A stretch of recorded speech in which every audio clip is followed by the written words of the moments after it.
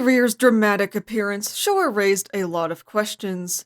Like, why the hell is he yelling at me? Please, King, what did I do? Also, who is the Lindis?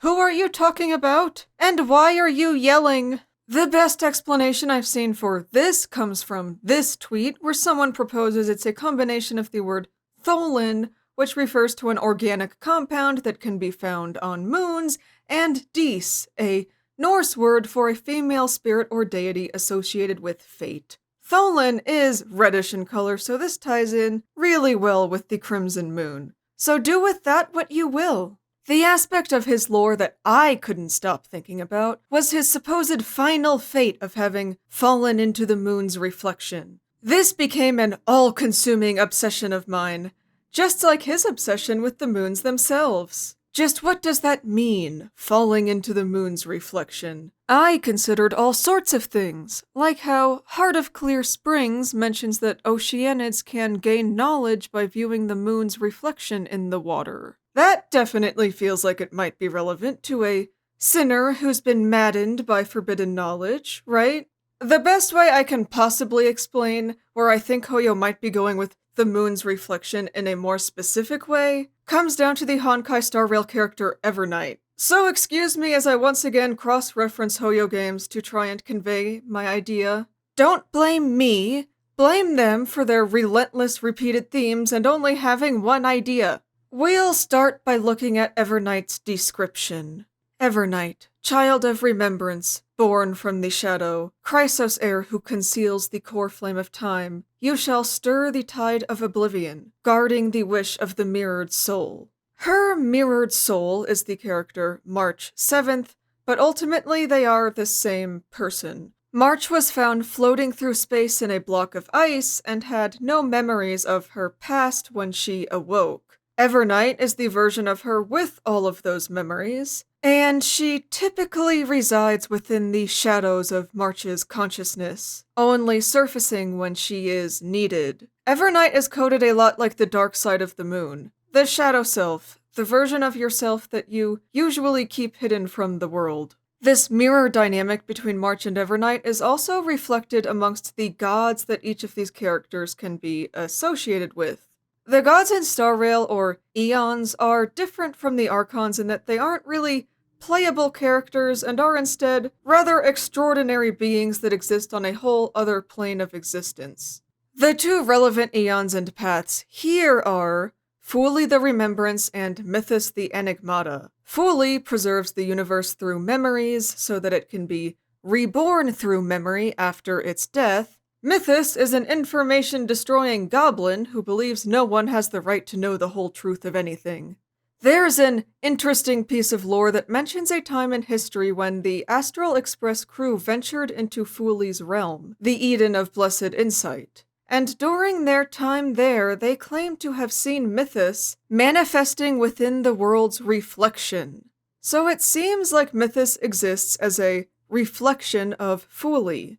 Meanwhile, March is some sort of fragment of Fuli, while her dark reflection Evernight is connected to the Enigmata. The Eden of Blessed Insight is also based off of the concept of the Pure Land in Mahayana Buddhism, which is supposed to be a place that is outside of the Samsara. Samsara is a concept that you might remember from Sumeru and the Endless Sabzeruz festival. This whole concept of samsara comes from a Sanskrit word that means either wandering or world, and is associated with the cycle of death and rebirth. It's referring to the endless cycles of mundane existence of the wandering soul. The samsara in Sumeru was a collective dream that pulled in everyone wearing an Akasha device, and it went on for 165 total loops. Remember when we tried leaving the city while we were in the samsara? And what Traveler ended up finding were the empty dreams of everyone who was currently inside the larger dream? The wider implication of this has always been that Irminsul is linking all of Tevat together in one giant samsara cycle, and that during that Perilous Trail interlude quest we had basically fallen out of the main dream.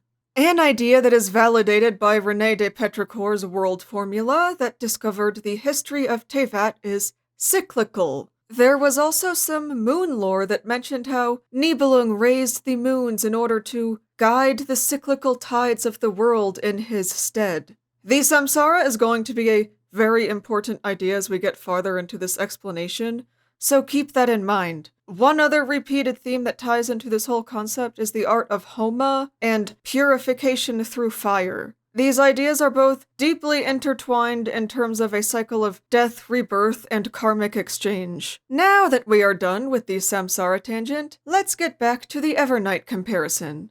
Evernight's lore teaser showed Fuli shattering into pieces. I'd like to take this whole idea of Fuli shattering and Mythos appearing in the reflection of Fuli's realm so that we can tie it in with the Crimson Moon and how it only fell into the Abyssal Sea after the iridescent moon shattered. I think they are doing a rather direct narrative parallel here. The Crimson Moon is really what ties it all together.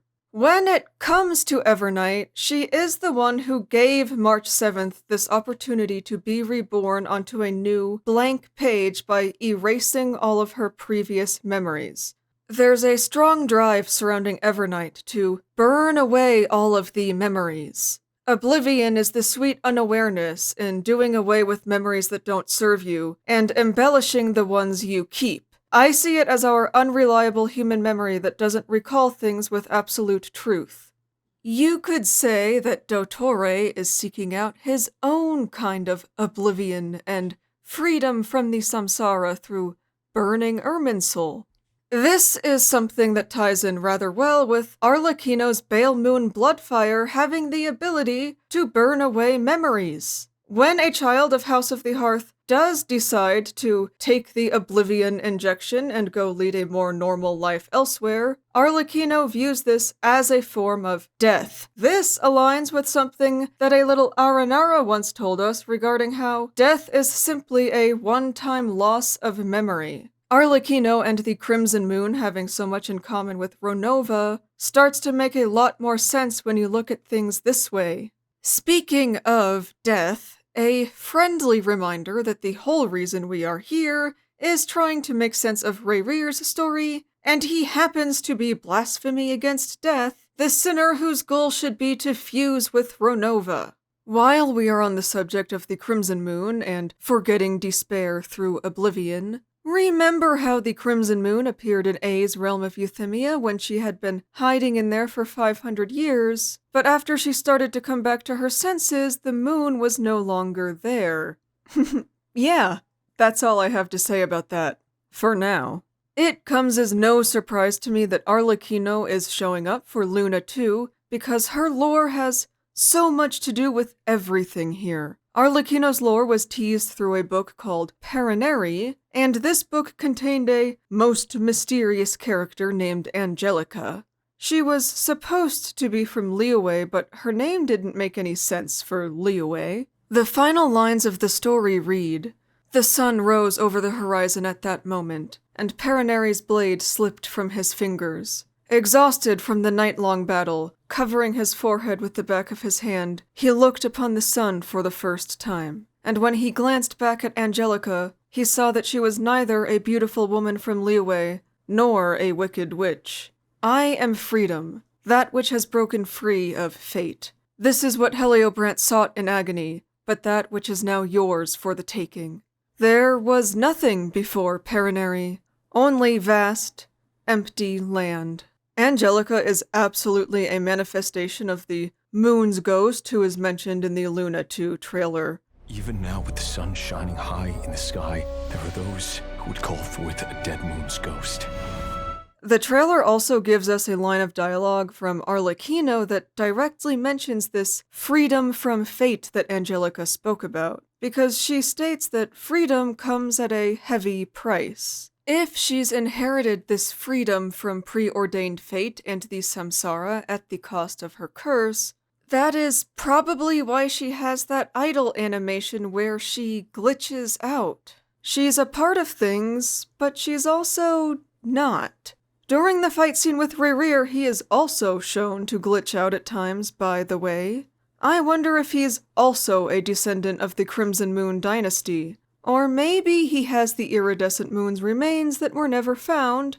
Or both. For some reason, while thinking about all of this, I cannot stop coming back to the interlude quest Perilous Trail. There are so many things that I can bring up that have been making my pattern recognition go off in a way that calls back to this particular quest. Rayrir told us that he was once torn into countless pieces and tossed into the swirling chaos of time itself. Meanwhile, Columbina told us that Rayrir had fallen into the moon's reflection, from which there is no escape.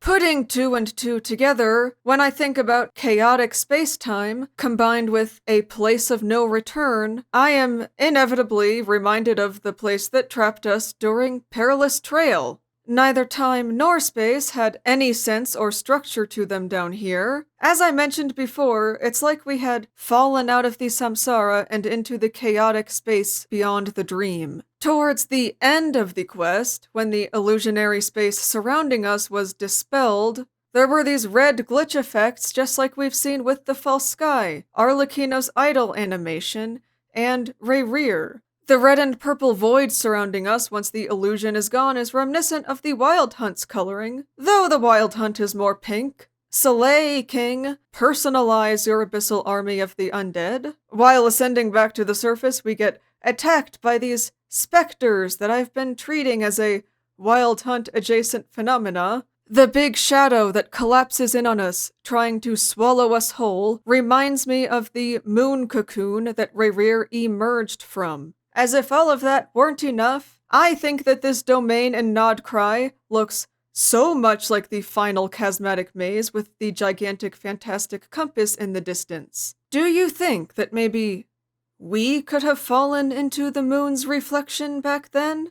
I really do wonder. I was actually working on a completely different theory when I started this script, but the whole Evernight thing became such a tangent that this just had to become its own video. Not going to lie, I was definitely having some writing problems with this one. It gets difficult when I'm trying to prove something from one Hoyo game using a different Hoyo game. I inevitably start asking myself, who is this for and how can I keep it accessible to someone who doesn't play both games? And I do my best. I had a lot of these same issues when I worked on this theory about how, for a human in Hoyo's space travel game, Anaxa is such a dragon. But that was a worthy venture because it's one of my favorite silly little theories I've come up with. This one has been fun too. I hope you guys like it. As usual, thank you for making it all the way here to the end. Please leave a like and a comment as a treat for the algorithm so it knows to show this video to more people. Consider subscribing if you aren't already subscribed. If you want to help enable me further, I have a Patreon that's only $1 a month. And with that being said, hopefully I'll see you next time